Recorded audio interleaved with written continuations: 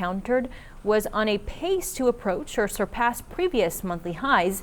As we reported, Mexico plans to meet soon with foreign ministers from around Latin America to resolve the ongoing issue. Congress has a little over a month to come up with a spending bill to keep the government open. An 11th-hour agreement this weekend averted a shutdown, but now House Speaker Kevin McCarthy has a more immediate fight on his hands, keeping his gavel. Alice Barr is on Capitol Hill with the details. The bill is passed. On Capitol Hill, a new deadline and more drama.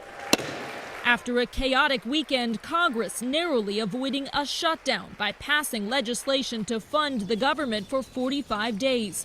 The deal keeps government funding at current levels until November 17th, buying time for lawmakers to negotiate a long-term solution. I'm proud of the record of what we've been able to accomplish so far. We've got a lot more to do. The key sticking points remain. Democrats want more funding for Ukraine, while conservative Republicans are pressing for spending cuts and more border security.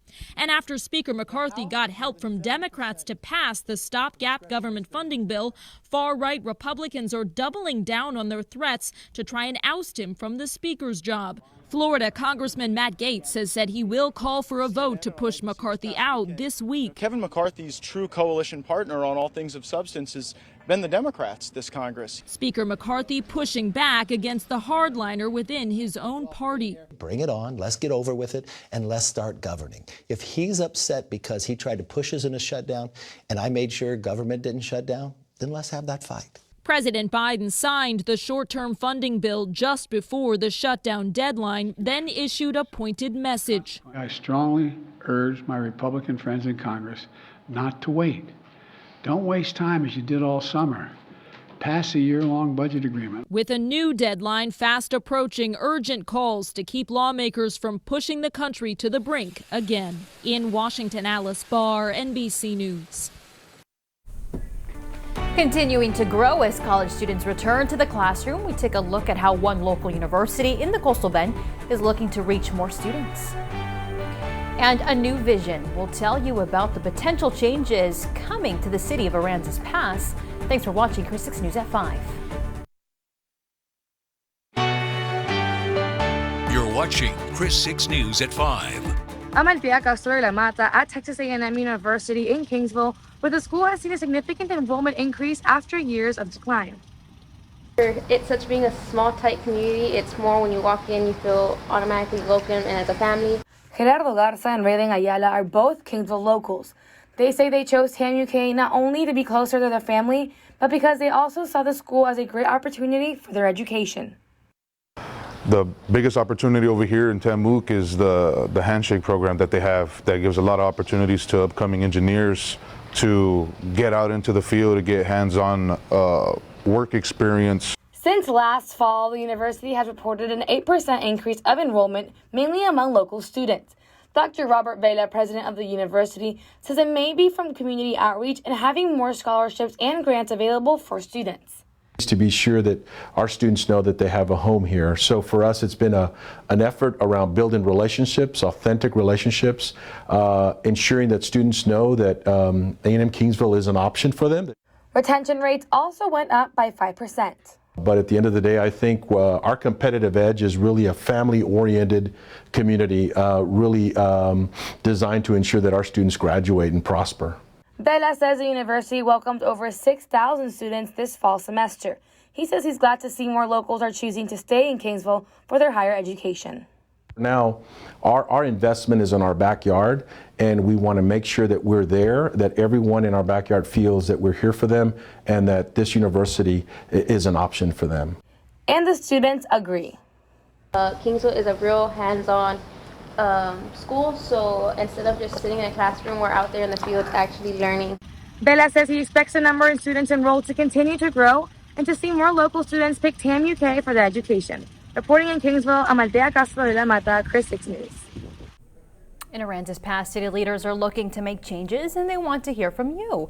The city is holding its second of 4 meetings of their Navigate 2044 plan. It's to discuss potential changes the community would like to see in downtown Aransas Pass and Conan Brown Harbor. Some locals we spoke with say they would like to see more businesses and development in these areas. City Manager Gary Edwards says the city also plans to add more hotels and businesses. Tourism is a big part of that, and people coming to Aransas Pass as a destination. Fishing is something that attracts hundreds of people every weekend, sometimes more than hundreds. The city is already meeting with interested developers to get plans going. The public meeting will be held Wednesday at 5:30 p.m. at the Aransas Pass Civic Center. Everyone is encouraged to attend.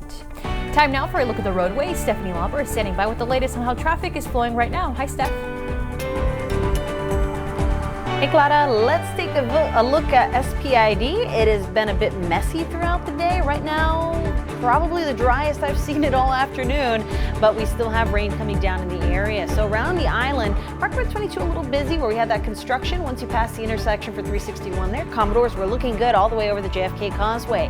Now into the Bluff, it doesn't look too bad out there. The usual delays not as slow as we usually see them. And around town, the south side is busy on Rodfield Road and along Saratoga. I think the rain actually is improving our slowdown so far today, folks. Driving carefully out there, and that's what we like to see it. So as you head out, make sure you stay safe and drive safe. I've got an update on the radar when we come back.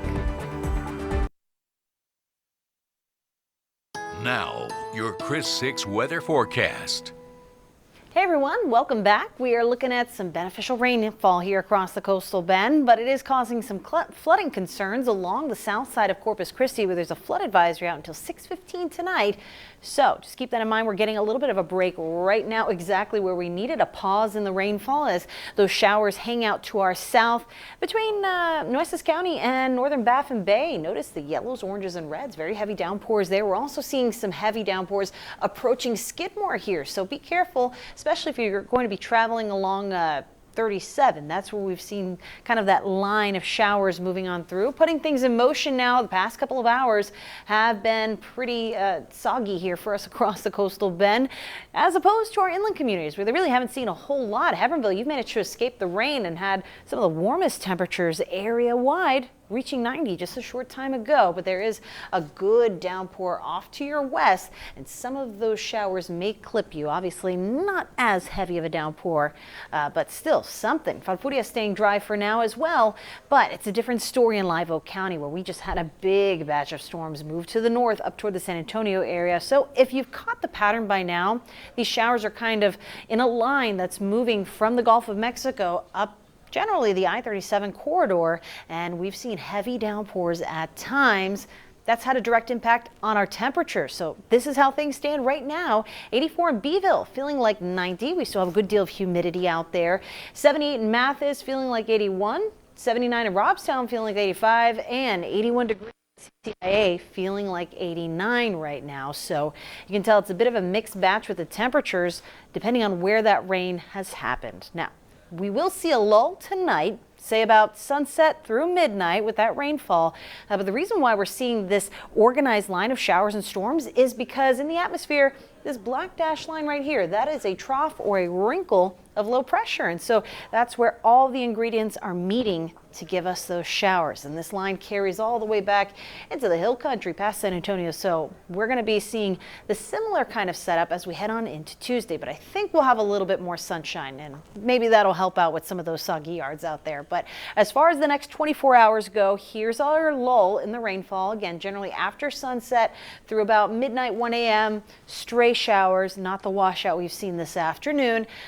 But during the pre-dawn hours, that picks back up again. So say 3, 4, 5 a.m., if you have a commute, it might be a wet one, especially here in Corpus Christi. And then as we go through the afternoon, we'll get pockets of sunshine, but that's only going to help our rain chances. All that heating helps to cook up the showers and storms that we saw today, and that'll pick up into tomorrow afternoon again. Now, as far as one model goes, it shows our break overnight, but the clouds move in and so does the rain. I think Wednesday we're going to have cloudy skies all day for the most part, and I think this model is probably underdoing it on the rainfall too. So just keep in mind, you're going to need the rain boots all week long, at least for the work in the school week. Once we get a cold front coming through, that's when our rain chances really drop off for the weekend. So as opposed to a rainy weekend this past time around, I think we'll clear things up as we head into this upcoming weekend. But Moisture Tracker shows how we have this big batch of moisture right here. That is going to move into the coastal bend around the time that we have our cold front. So expect the heaviest rainfall totals on Thursday and Friday of this week. But check out what this cold front's going to do for us, dropping us down into the 60s during the morning.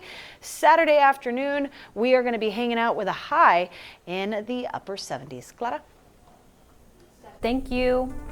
A cause close to the heart, how these little hearts are helping prevent suicide among teens. You're watching Chris 6 News at 5. If you've seen these little hearts around, well, it's for a reason. And they're handmade, and a group of young girls in Jim Wells County are giving them out through a global organization aimed at raising awareness for suicide prevention, bullying, and mental health. These delicate hearts are not just made from yarn and crochet needles. There's love stitched in every curve, and they symbolize the lives lost to suicide. This project is our way of helping, or our way of reaching out to people that might be struggling with those issues. The inspiration behind the project started back in 2014 from several stories, including that of 13-year-old Peyton James. He took his own life after dealing with years of bullying.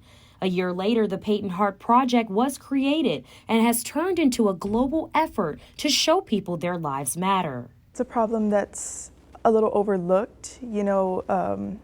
Victims of bullying tend to get told to, suck it up or to just grow thicker skin. And I think that it's important to just let those victims of bullying know that they're seen. Now, the nonprofit organization and its hearts are pumping through the coastal bend. The ladies with the Jim Wells County Fair pageant have placed several near schools, stores, on gas pumps, and even cars.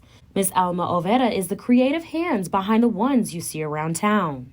It makes me feel good because when I first started in 2015, we scattered them randomly anywhere in public places, and I put one in the post office, and somebody picked it up, and they had thoughts of taking their life. In 2001, she lost her brother to suicide, and ever since, she's made it her mission to help others who are suffering.